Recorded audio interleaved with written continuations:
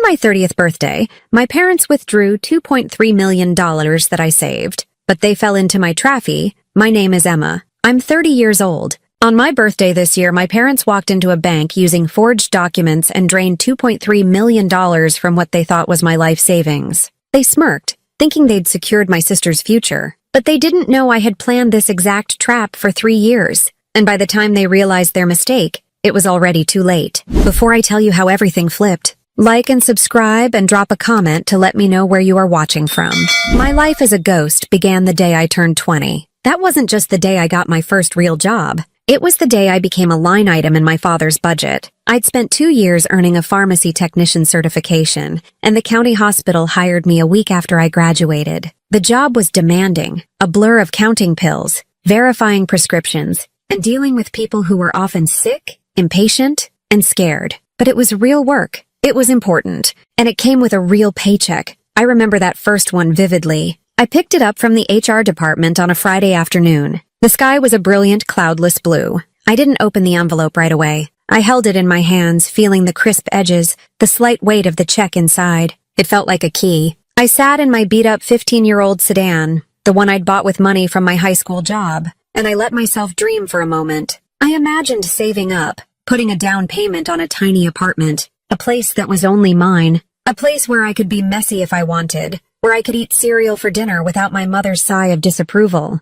a place that was quiet. The dream carried me all the way home. When I walked through the door, the smell of roasted chicken filled the air. It was my favorite. My mom only made it on special occasions. For a naive moment, I thought she had made it for me, to celebrate my first paycheck. "Emma, in the kitchen," my father's voice called out. It had a formal, commanding tone that immediately put me on edge. The warmth of my dream began to fade. He was sitting at the head of the kitchen table. It was his throne. In front of him was a black, hardbound ledger book and a sleek silver calculator. He looked like a tax auditor preparing for a corporate raid. My mother was at the stove, her back to me, fussing with the roasting pan. She was his silent, ever-present accomplice. Her silence was her consent. "Sit down," he said, pointing to the chair opposite him. It felt like an interrogation. I sat, placing the unopened envelope on the table between us. "You received your first paycheck," he stated. It was not a question. A cold knot formed in my stomach. "I did," I said, my voice smaller than I wanted it to be. "I was just about to open it." "No need," he said, tapping a piece of paper next to his ledger. "I called your payroll department this morning to confirm the amount.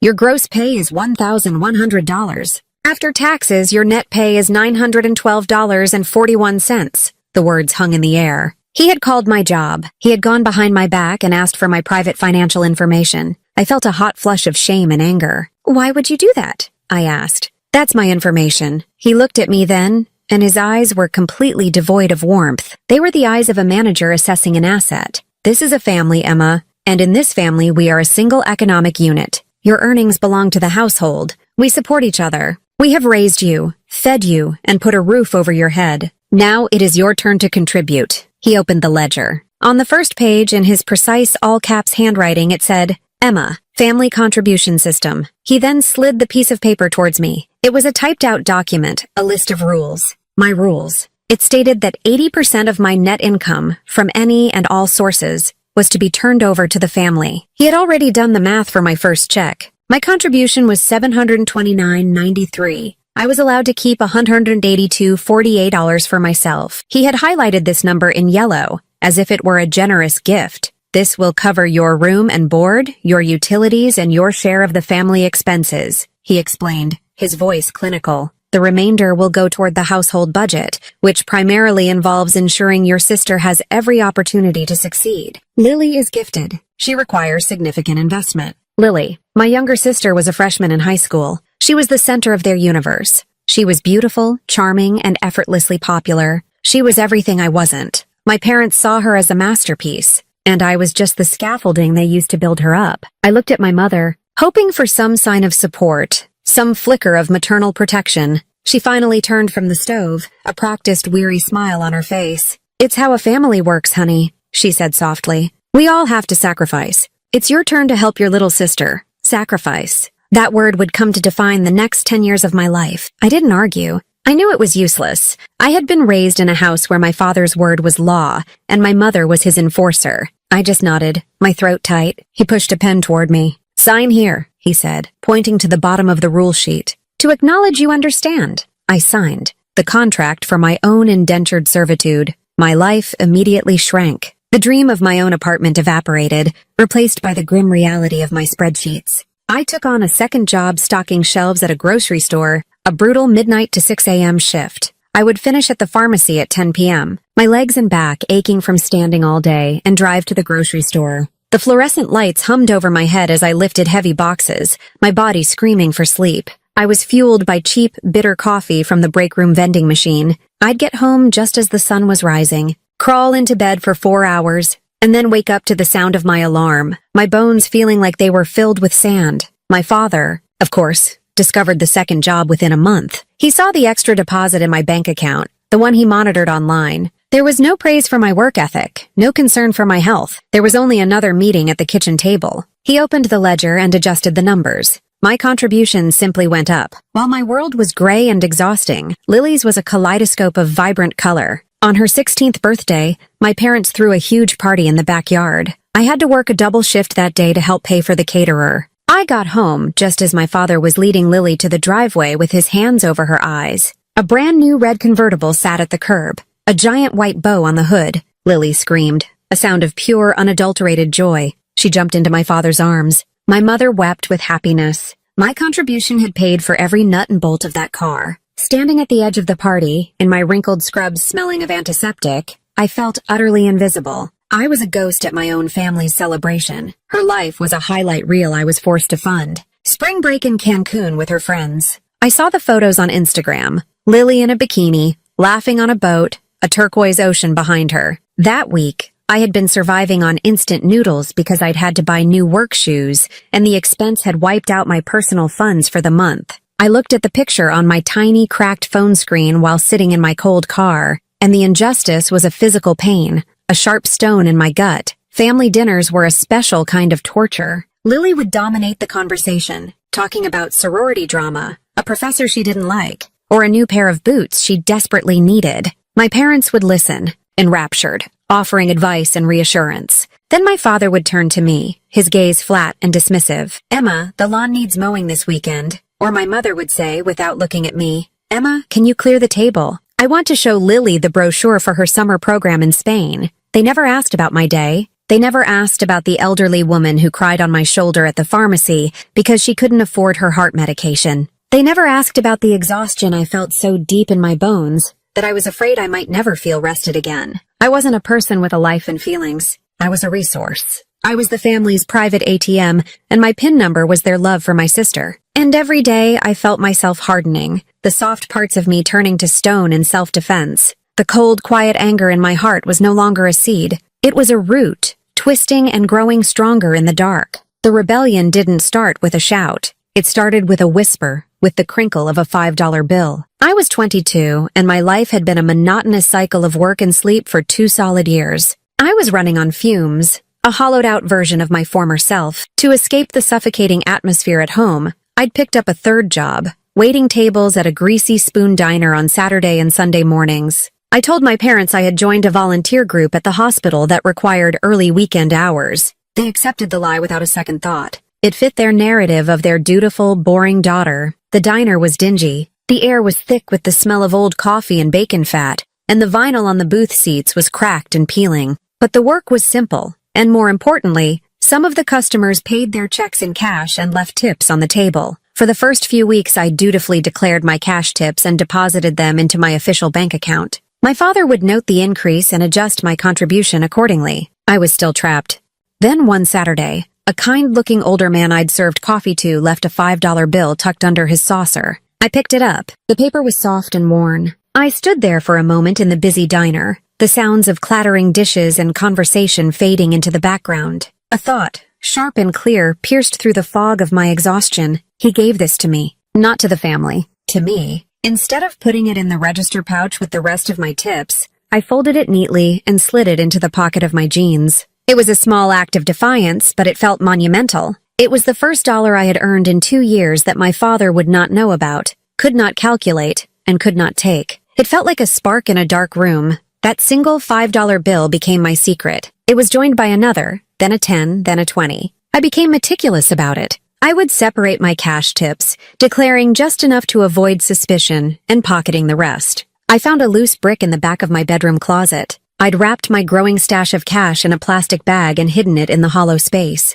Every night, before I collapsed into bed, I'd perform a small ritual. I would pull out the brick, add the day's secret earnings, and count the total. Watching the pile of cash grow was the only thing that made me feel like I had any control over my own life. It was proof that a small part of me was still mine. When the hidden stash reached $1,000, I knew I couldn't keep that much cash in the house. The fear of my parents finding it was constant. I started planning my next move with the precision of a military strategist. I researched banks in neighboring counties, looking for a place where I was unlikely to ever run into anyone I knew. I settled on a small, unassuming credit union in a town 50 miles away. One Tuesday, my official day off between my two main jobs, I told my parents I was going to the library to study for a pharmacy recertification exam. Instead, I got in my car and drove for an hour, my heart pounding with a mixture of terror and exhilaration. I felt like a spy on a secret mission. I walked into the credit union, my hands clammy. The woman who helped me was named Linda. She had a warm smile and pictures of her grandchildren on her desk. She didn't ask any probing questions.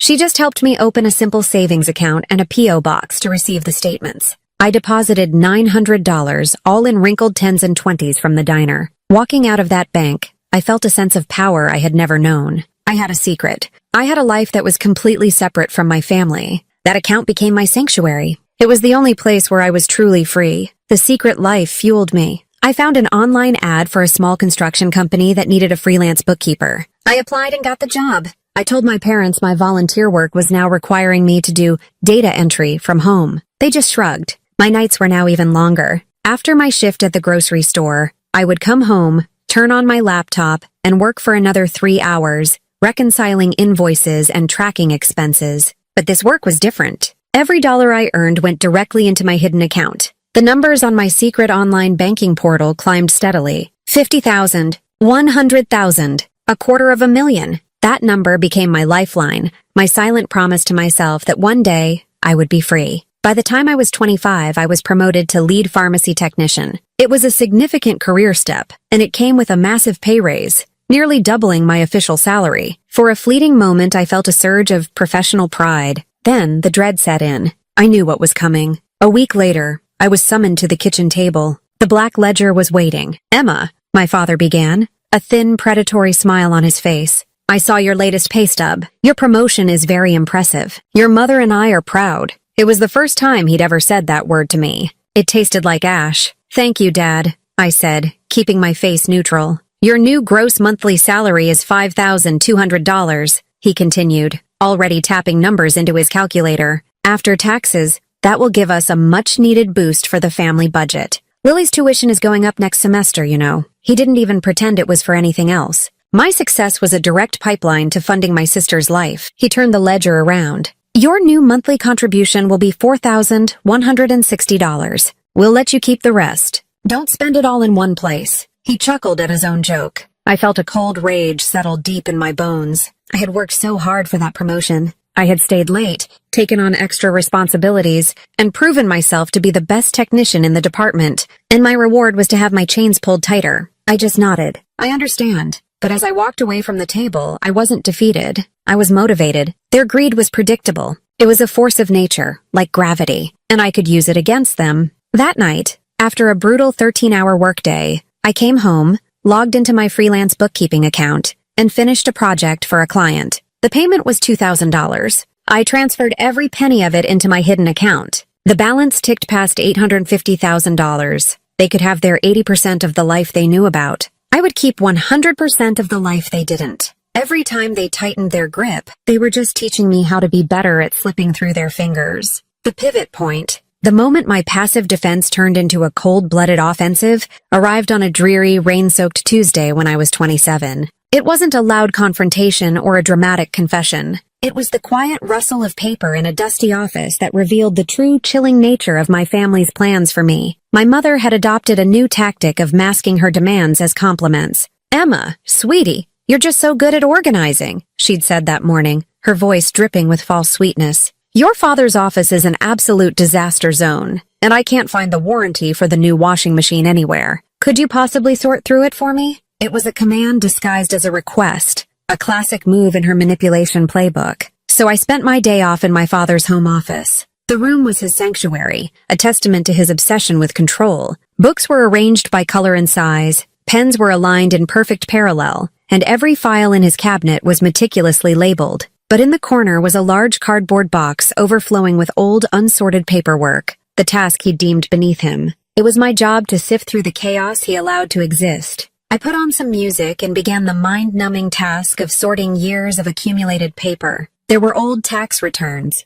car repair receipts from a decade ago, manuals for appliances we no longer owned, and travel brochures for vacations I was never invited on. It was a paper trail of a family life I had only witnessed from the outside. After an hour, my fingers dusty and my back starting to ache, I pulled out a plain manila folder that was heavier than the others. It was wedged between a file for vacation itineraries 2005-2010 and household warranties. On the tab, written in my father's precise architectural block letters, was my name, Emma. A jolt went through me. My name, in his private filing system. My first thought was that it must be sentimental. Maybe old report cards, drawings from kindergarten, things a normal father might keep. I opened it with a sense of cautious curiosity. The contents stole the air from my lungs. It wasn't sentimental. It was clinical. It was an arsenal. On top was a pristine high-resolution photocopy of my birth certificate. Beneath that, a copy of my social security card, both the front and the back. Then came a neatly typed list of every official job I had ever had, complete with the names of my supervisors, my salary at each position, and the dates of my employment. There were bank statements from my official checking account going back 7 years, the one he monitored, and at the very bottom was a clear color copy of my driver's license. I sank to the floor, the folder in my lap. My hands were trembling. This was not a collection of memories. This was an identity theft kit. He had gathered every piece of documentation one would need to impersonate me, to take out loans in my name, to access my accounts, to become me on paper. The meticulous, organized nature of it was what scared me the most. This wasn't a random collection of papers. It was a deliberately assembled file. It was a weapon, and it was aimed directly at me. For weeks after that discovery, I lived in a state of quiet paranoia. I saw everything through a new, sinister lens. When my mother would ask casual questions about my work schedule, I no longer heard motherly interest. I heard an intelligence officer gathering information. When my father would advise me to consolidate my savings for a better interest rate, I didn't hear financial advice. I heard a thief telling me where to pile the loot for easier collection, but I still didn't know the specifics of their plan. I had the how, but I didn't have the what or the when. The final devastating piece of the puzzle was laid bare on the 4th of July. The whole extended family was over for a backyard barbecue. The air smelled of charcoal and freshly cut grass. My Aunt Carol, my mother's sister, cornered me by the drink cooler. She was a kind but tragically indiscreet woman, especially after 2 glasses of rosé.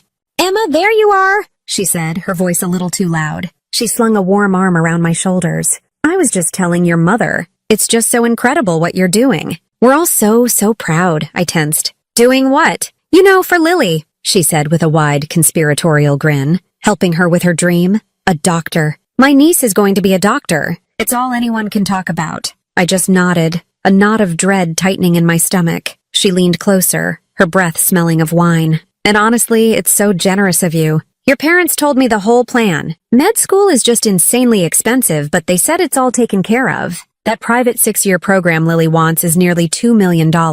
But they told me not to worry, because your savings will cover all of it. They said they'll be taking care of the transfer right around your 30th birthday. It's like a gift to the whole family." The world went silent. The cheerful sounds of the party, the laughter, the music, the distant pop of a firecracker, all faded into a single high-pitched ringing in my ears. My savings. A transfer. My 30th birthday. The pieces slammed together with brutal force. The file, the questions, the years of financial servitude. It was all a lead-up to a single grand act of theft. They weren't just taking my income. They were planning to liquidate my entire life's work, everything I had bled for, and hand it over to my sister. And they were going to do it on my birthday. The cruelty of that detail was breathtaking. They were going to celebrate the day of my birth by erasing my future. I mumbled an excuse and stumbled away, making my way to the downstairs bathroom. I locked the door and gripped the sides of the sink, staring at my reflection. The face that looked back was a stranger, a pale, wide-eyed woman whose life was a lie. The girl who had once craved her parents' love was gone forever. She had died in that moment by the drink cooler.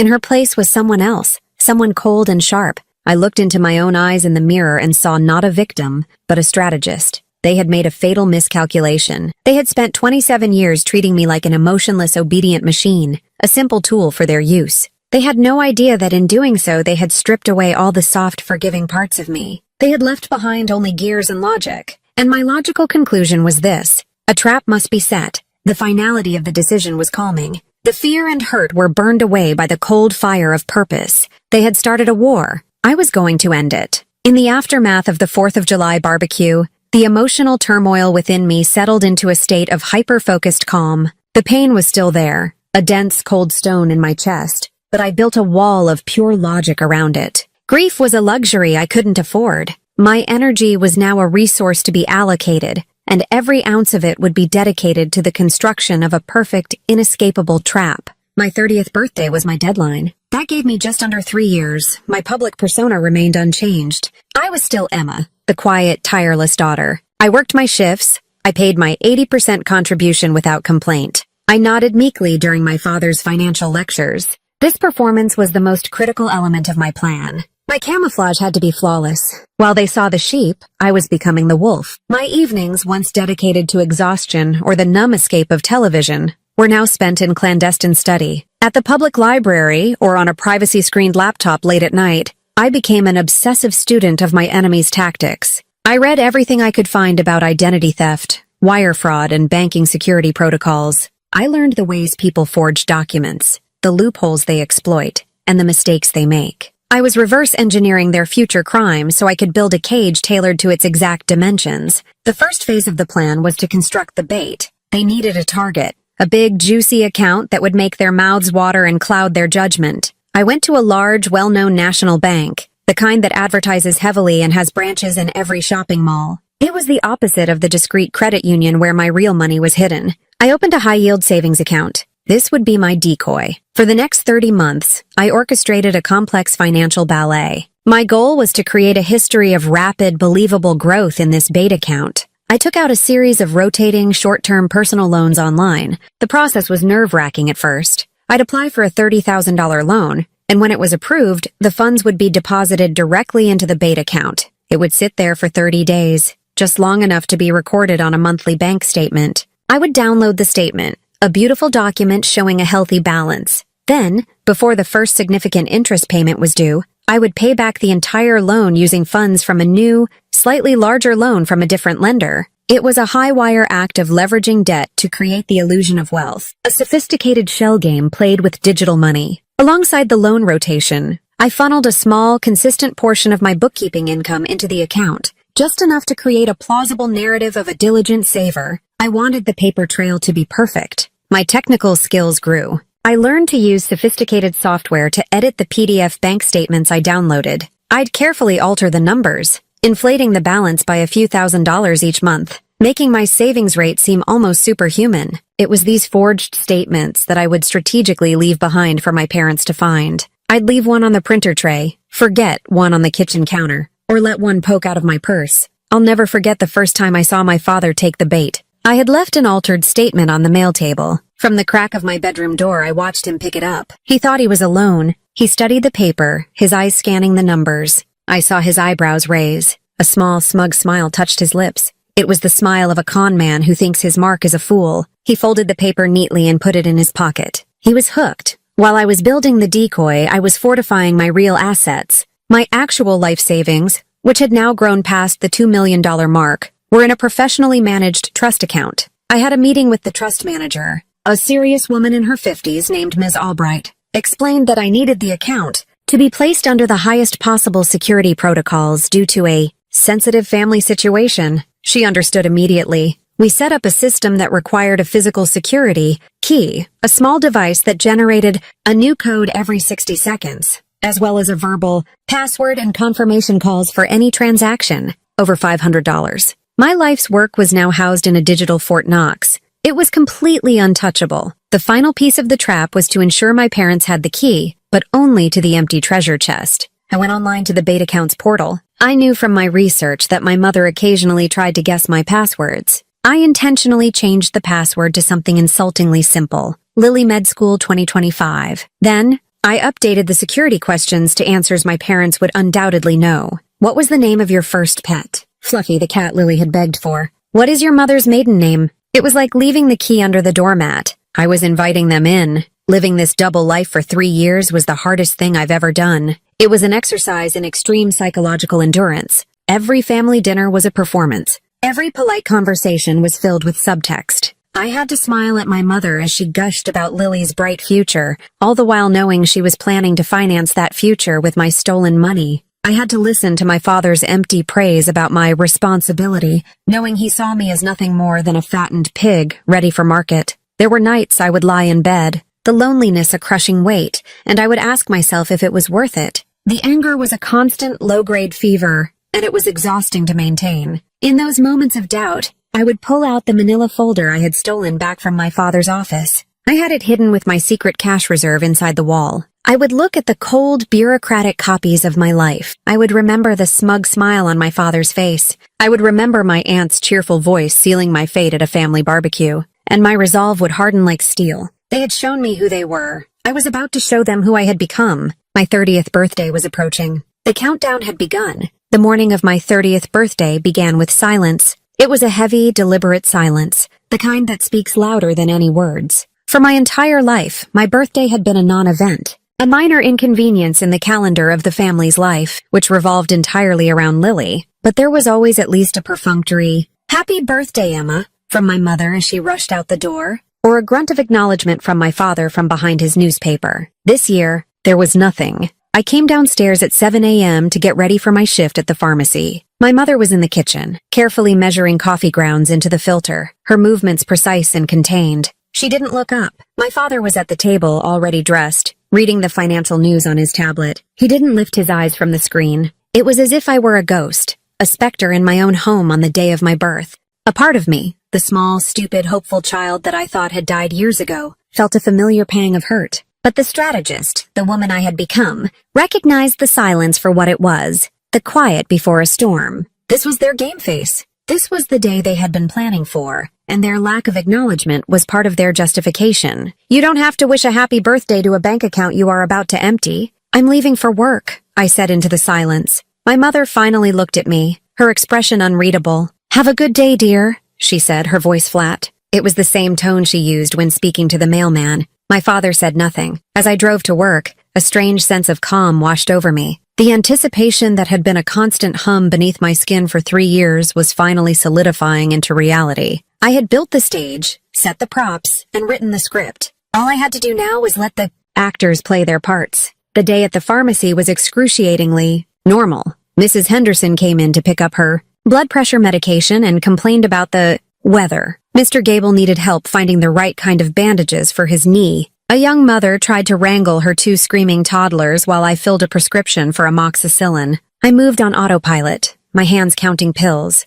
my mouth explaining dosages, but my mind was elsewhere. Every time my phone buzzed in my pocket, my heart leaped into my throat. I checked it during my lunch break. Nothing. Just a few automated emails and a text from my cell provider. I ate my sad desk lunch of a squashed sandwich and an apple, the food tasting like cardboard. Had I miscalculated? Had they changed their minds? A sliver of doubt crept in, a terrifying thought that my 3-year ordeal of planning might have been for nothing. But then I thought of the look in my father's eyes that morning, the cold transactional focus. No, I hadn't miscalculated. They were just waiting for the right time. The afternoon dragged on. At 2:15 p.m., I was helping an elderly man named George. He was a sweet man, a widower who came in every month and always told me stories about his late wife, Eleanor. He was telling me about the prize-winning roses she used to grow when my phone vibrated in my pocket. It wasn't a short buzz of a text message. It was a longer, more insistent vibration, the kind I had customized for my banking alerts.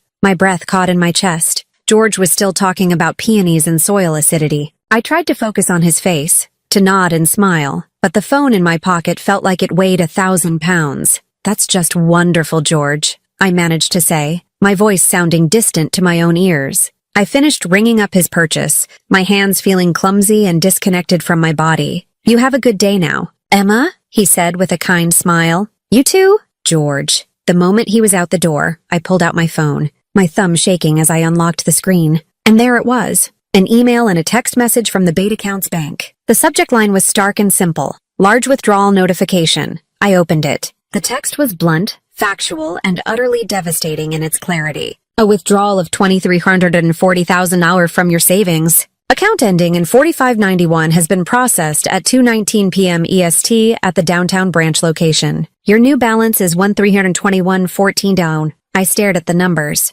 $2,340,000. They had taken everything. Every fake loan, every doctored statement, every penny of the fictional fortune I had built for them to find. They had left me with just over $1,000, perhaps as a final cruel joke. My vision tunneled. The sounds of the pharmacy, the beeping scanner, the quiet chatter, the ringing phone, faded into a dull roar. I dropped the bottle of vitamins I was holding. It clattered to the floor, spilling bright yellow pills across the white linoleum like scattered teeth. Emma? Are you okay? My manager, Carlos, was looking at me with concern. I couldn't speak. I just shook my head, holding up my phone as if it were the scene of a crime. I felt a wave of dizziness. They really did it. The bastards really truly did it. The confirmation was horrifying, but beneath the horror was a grim, dark, cold satisfaction. The trap had been sprung. I have to go, I whispered, my voice hoarse. Family emergency. I didn't wait for his response. I threw my lab coat on the counter and practically ran out of the pharmacy,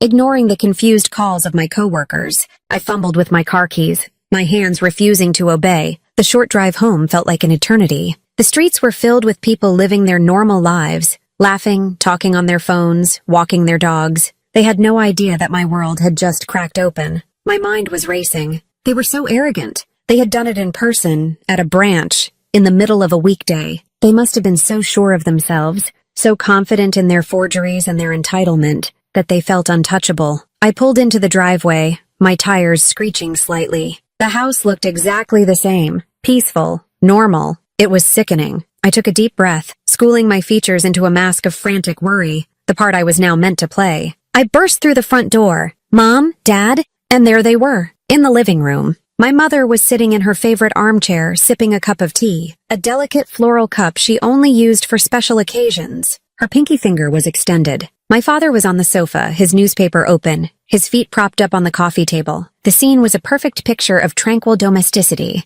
It was the most obscene thing I had ever witnessed. They both looked up as I entered, their expressions carefully neutral, but I could see the smugness in the corners of their eyes. They were waiting for this. Emma, my mother said, her voice laced with fake concern. What's wrong? You look like you've seen a ghost. My money, I said, letting my voice crack with panic. It's gone. My savings account. It's empty. Someone stole it. My father slowly folded his newspaper and placed it on the cushion next to him. He took his time, a little performance of calm authority. He looked at me, his face a mask of condescending pity. It wasn't stolen, Emma, he said, his voice smooth as oil. It was reallocated for the good of the family. My mother nodded in agreement, taking a delicate sip of her tea. It's for Lily's future, sweetie, she said. She's going to be a doctor. This secures her dream. It's the most important contribution you could ever make. The audacity of it, the sheer, unvarnished confession, left me breathless. They didn't even bother to lie. They were proud of what they had done.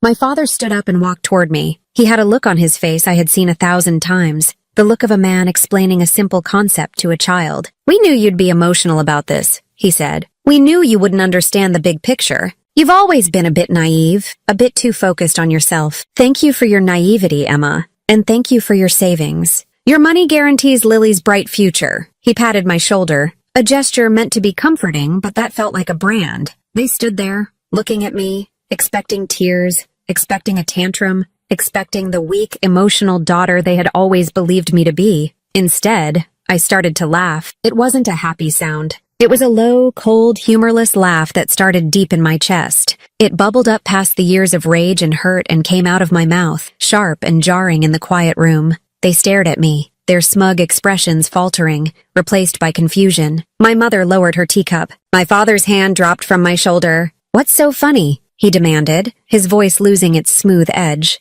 I finally stopped laughing and looked at him, my eyes clear and steady. I let the fake panic drain from my face, replacing it with the cold calm I had been holding in for 3 years. I saw their confusion curdle into genuine unease. They were seeing the real me for the very first time, and they didn't know what they were looking at. I took a small, deliberate step back from them. What's funny, I said, my voice even and dangerously quiet, is that you are so arrogant, so blinded by your own greed. that you didn't even consider the possibility that I saw this coming. I let that sink in for a moment. My mother's face went pale. You think you stole my life savings? I continued, savoring every word. You didn't. You just stole a pile of debt and bait money from a decoy account I set up 3 years ago. I smiled then, a real smile this time, and it was the cruelest expression they had ever seen. You just stole from the wrong account. The silence that followed my words was profound. It was as if a vacuum had sucked all the air and noise from the room. My father's face,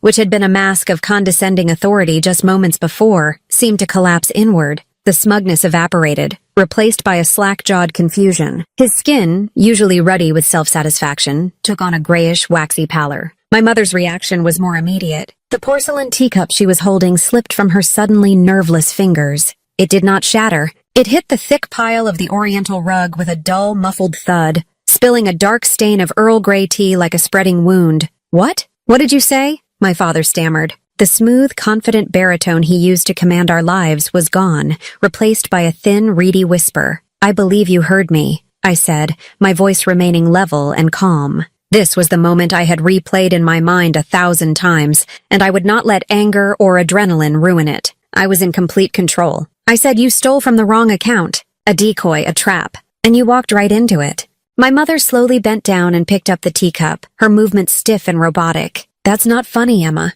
she said, her voice trembling. This is a cruel joke. To scare us on your birthday. That's a horrible thing to do. They were grasping for a familiar narrative, one where I was the villain, the cruel and unstable daughter. It was their default setting. A joke? I let out a short, sharp laugh. You forged my signature? You used my stolen identity? You committed multiple felonies to drain what you thought was my life's work? And you think I'm the one making a joke? I took out my phone. It felt cool and heavy in my hand, a weapon of my own design. I unlocked it and opened a file. You see, the difference between you and me is that I prepare. For the last year, I've had a contact, a very helpful fraud investigator I consulted with privately. He's the one who helped me get the necessary alerts put on the account. He was also very helpful in teaching me what kind of evidence the district attorney's office finds most compelling. I turned the phone screen toward them. On it was a beautifully formatted, official-looking document. At the top, in bold letters, it read, Incident Report, pending submission to the district attorney's office. I began to read from it, my voice clear and steady, like a news anchor reporting a tragedy. Victim, Emma Charlotte Reynolds. Suspects, David Allen Reynolds and Susan Marie Reynolds. On the date of October 3rd, the suspects did knowingly and willfully conspire to commit grand larceny, identity theft, and bank fraud against the victim. My father took a stumbling step forward, his hand outstretched as if to grab the phone. Give me that. This is insane. You're insane. Am I? I took a step back, pulling the phone out of his reach. Perhaps you'd find this less insane. I swiped to a different file and tapped the screen. A video began to play. The quality was perfect. High-definition color with a timestamp in the corner. It was the security footage from the bank's private wealth management office, recorded less than an hour ago. The video showed my father, confident and smiling, sliding a stack of forged documents across a polished mahogany desk to the bank manager. It showed my mother, sitting beside him, looking nervous but resolute, clutching her handbag in her lap. The camera angle was clear enough to see the signature on the withdrawal form, a passable but ultimately fake version of my own. I let the video play. I watched their faces as they watched themselves committing a crime that would send them to prison for years. My mother let out a small, strangled gasp. My father looked like he had been punched in the gut. The color had completely drained from his face, leaving it a pasty, mottled white. The bank manager was informed of a potential fraud attempt on this account weeks ago, I explained calmly, as if describing a scene from a movie. He was instructed to be as helpful and accommodating as possible, to let you complete the transaction, to gather as much clear prosecutable evidence as he could. He did an excellent job, don't you think? He even got you both to smile for the camera. I stopped the video and looked at them. The power dynamic in the room, the one that had governed my entire life, had been completely and irrevocably shattered. I was no longer the powerless child. I was the one holding all the cards. Here's what's going to happen now, I said, laying out the terms of their surrender. You have until noon tomorrow, 21 hours. By that time, the full amount of $2,840,000 needs to be deposited back into that account, not a penny less. If it is, I will consider not pressing send on the email that is currently sitting in my drafts folder, addressed to Assistant District Attorney Miller. My father's blustering rage, his last line of defense, finally kicked in. You wouldn't dare! he roared, his voice cracking. We are your parents. We gave you life. Everything we did was for your sister. You gave me life, and then you turned me into your personal cash machine for a decade. I shot back, my voice finally rising, tinged with the ice of years of suppressed fury. You decided that one child was a person and the other was a commodity. You don't get to claim the title of parents now that you've been caught with your hands in the till. Your love was conditional, and the conditions were my servitude. The terms are no longer acceptable. My mother started to cry then. Not the soft, manipulative tears I was used to, but harsh, ragged sobs of pure terror. Emma, please, she wailed, her hands clasped in front of her as if in prayer. You don't understand. We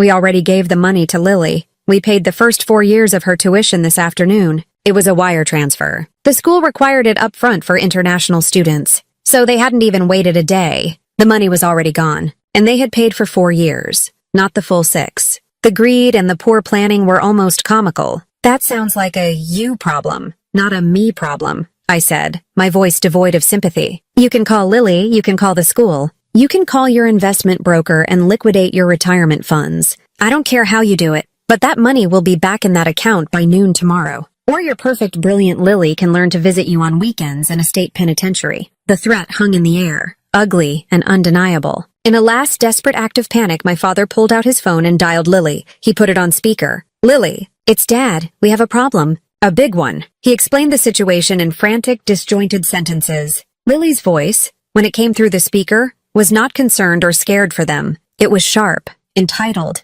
and filled with venom directed entirely at me. What do you mean Emma tricked you? She shrieked. Why is she doing this? She's trying to ruin my life. After everything we've done for her. You tell her she has to fix this right now. I'm not giving up my dream because she's having some kind of psychotic breakdown. And that was it. That was the final confirmation. Hearing my sister, the person whose entire life of luxury I had funded, describe my fight for freedom as a psychotic breakdown, severed the last frayed thread of familial obligation in my heart. There was nothing left to save. There was no one here worth protecting. I looked at my parents' horrified faces as they listened to their perfect daughter's selfish rant. I gave them a small pitying smile. Noon tomorrow, I said again, my voice a whisper. Then I turned around, walked up the stairs to my bedroom, the small, cramped room that had been my cell for 30 years, and I locked the door behind me. I sat on my bed and listened to the sounds of their world falling apart. The frantic, panicked phone calls had already begun. The clock was ticking. The night was the longest of my life. I didn't sleep.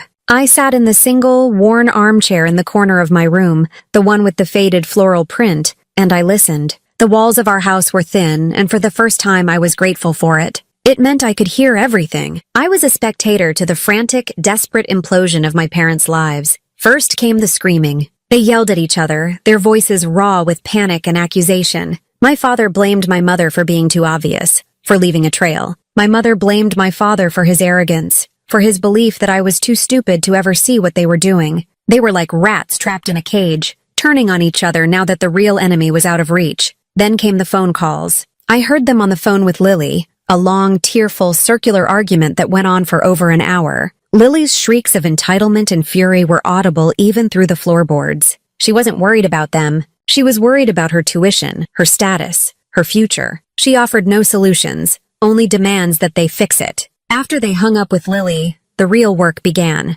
I heard my father on the phone with his investment broker. His voice, usually so confident and booming, was strained and pleading. I heard words like liquidate, penalty, and market loss. He was being forced to sell off the stocks and bonds that he had nurtured for decades, the symbols of his success and security. He had to sell them at a loss, in a panic, to get the cash he needed. My mother was on another line, likely with their bank, trying to get a second mortgage on the house. I heard her crying, trying to explain the urgency to a calm, bureaucratic voice on the other end of the line. She had to call their friends, the wealthy couples they socialized with, begging for a short-term loan. I heard the strained, polite refusals. Their social standing, built on a foundation of lies and my stolen labor, was crumbling in a single night. Through it all, I sat in my chair, motionless. I didn't feel triumph. I didn't feel joy. I felt a profound, hollow emptiness. These were the sounds of consequence, the ugly, necessary aftermath of a decade of injustice. It was the sound of a debt being paid.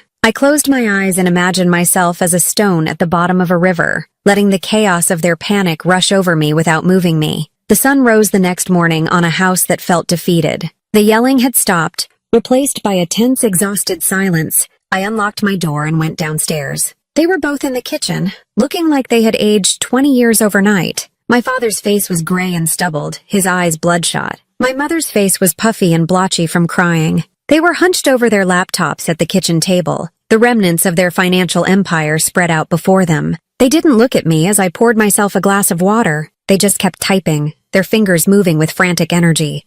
The morning crawled by. 9 a.m., 10 a.m., 11 a.m. The tension in the house was so thick I could taste it. It tasted like fear. At 11:47 a.m., 13 minutes before the deadline, my phone buzzed. It was a notification from the BetaCounts Bank. Deposit confirmation. A wire transfer of $2,340,000 has been credited to your savings account ending in 4591. They had done it. They had scrambled and begged and sold off pieces of their life, and they had put the money back. My father looked up at me, his eyes filled with a mixture of hatred and desperate hope. "It's there," he said, his voice a dry rasp. "We did it. Now call it off." "You did," I said, looking at my phone. I saw the balance, the beautiful string of numbers. I took a deep breath. This was the moment of truth, the final move in the game. They expected me to fold? They thought that getting the money back was my only goal. They still didn't understand me. They still didn't understand justice. I looked them both in the eye. "Thank you for returning the stolen funds," I said,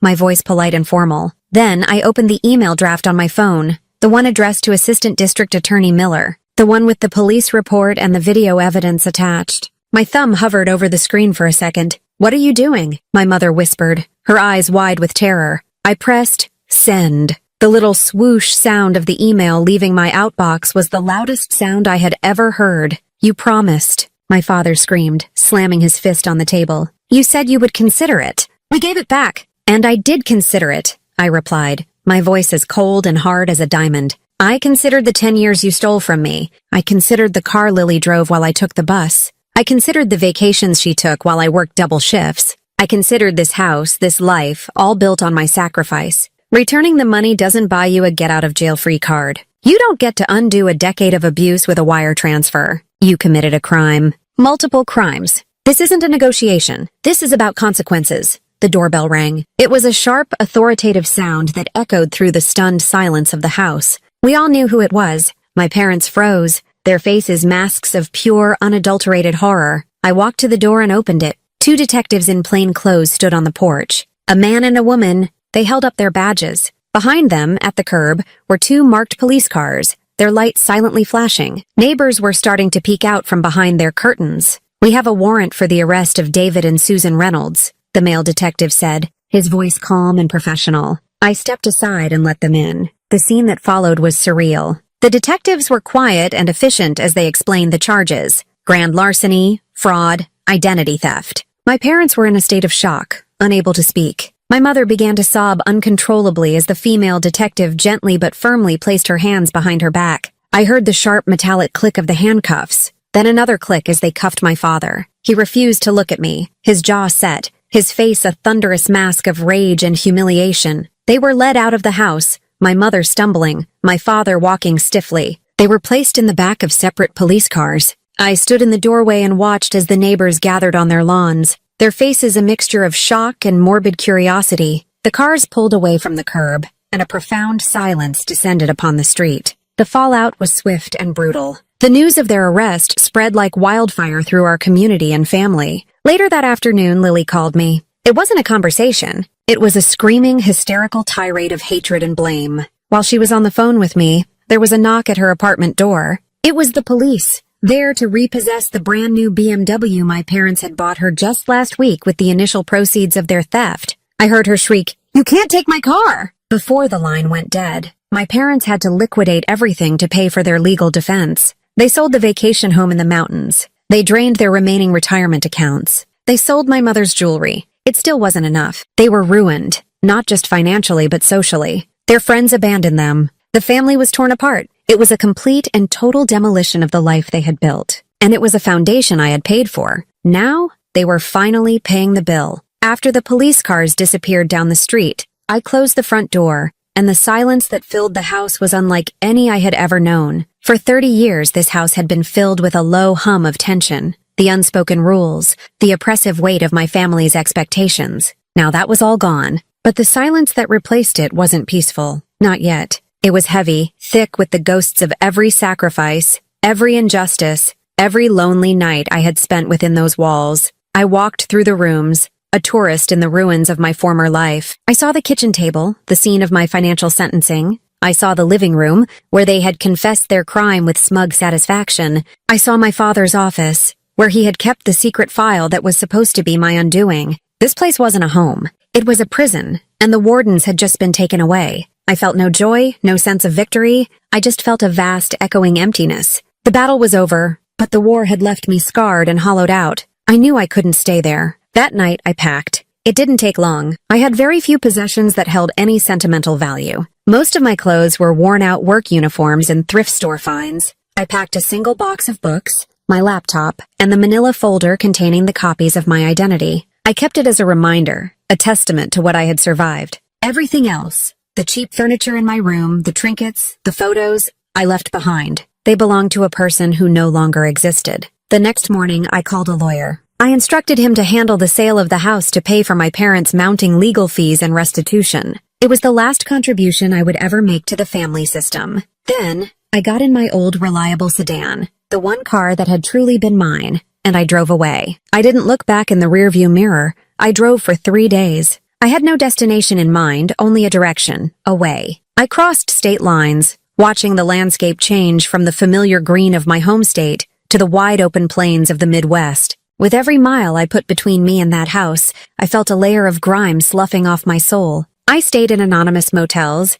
ate at roadside diners, and spoke to no one. It was a period of decompression, of allowing the profound silence of the road to leach the noise of the past 30 years from my mind. I finally stopped in a small city, hundreds of miles from where I'd started. It was a quiet place with a charming downtown, a river that ran through the center of town, and a sense of peaceful normalcy that I craved more than anything. I spent a week there, living in a hotel, walking through the neighborhoods, and for the first time in my life, I felt a sense of possibility. It was on one of those walks that I saw it. It was a colonial-style house, set back from the street on a quiet, tree-lined lane. It was painted a soft, buttery yellow with white trim. It had 3 bedrooms, a wide front porch with a swing, and large windows that seemed to drink in the afternoon sunlight. It looked sturdy and peaceful and safe. I called the number on the for sale sign. The next day I toured it. As I walked through the empty rooms, I could feel it. This was the place. This was the quiet apartment I had dreamed of on the day I got my first paycheck, magnified into a home.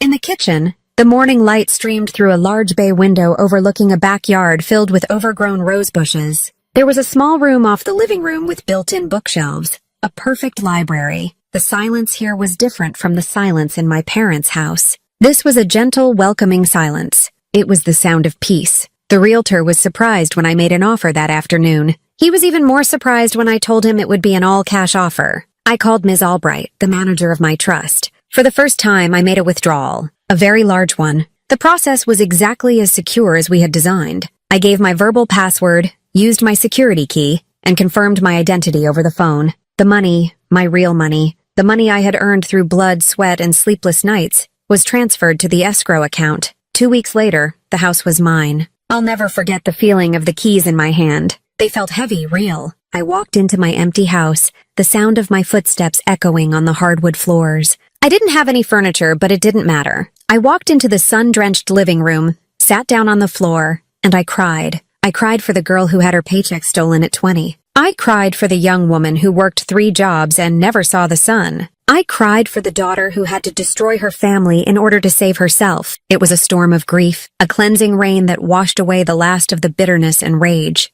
Rebuilding my life was a quiet, deliberate process. I bought a bed, then a sofa, then a table. I took my time, choosing each piece myself, filling the space with things that brought me comfort and joy. I got a part-time job at the small independent pharmacy in town. The work was less stressful. The customers were friendly, and my boss treated me with respect. I blocked the numbers of my parents, my sister, and every extended family member who had called to scream at me or plead on their behalf. I changed my own number. I cut all ties. One day, out of a sense of detached curiosity, I looked up the results of my parents' court case online. They had pleaded guilty to lesser charges in exchange for a lighter sentence. They served 18 months in a minimum security prison. Lily had to drop out of her expensive university and get a job. Their world was permanently altered. I felt nothing. Their story was no longer my story. My life became about small, simple pleasures. I adopted a rescue dog, a scruffy terrier mix I named George. I learned to cook, not just for fuel, but for the joy of it.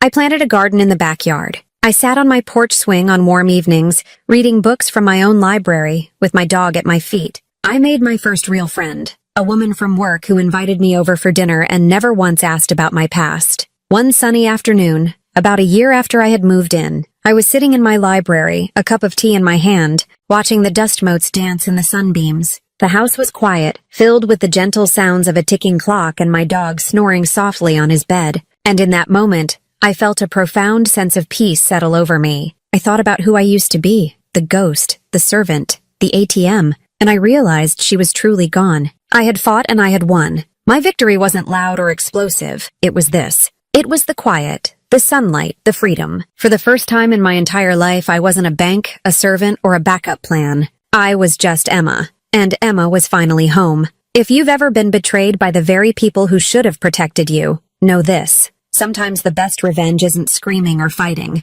It's patience, planning, and building a life they can't touch. Was I too extreme? Or was I justified? Tell me in the comments what you think. And don't forget, hit like, subscribe, and share this story if you believe justice always finds its way.